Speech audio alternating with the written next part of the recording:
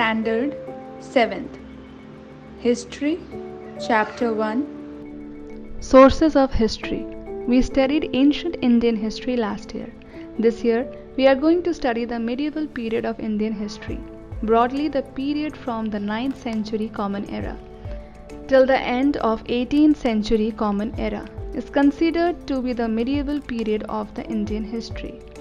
In this lesson, we are going to study the sources of medieval history. History gives us a chronological, scientific, and systematic account of past events.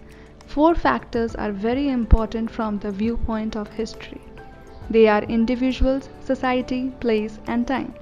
History must be based on authentic evidence or proofs. These proofs are known as the sources of history.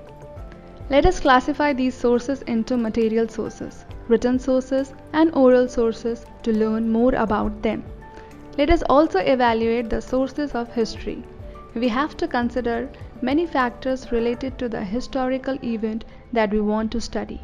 It is necessary to support our study with historical sources. These sources have to be verified. We have to see whether they are authentic or not. It is necessary to use these sources judicially and only after a critical analysis.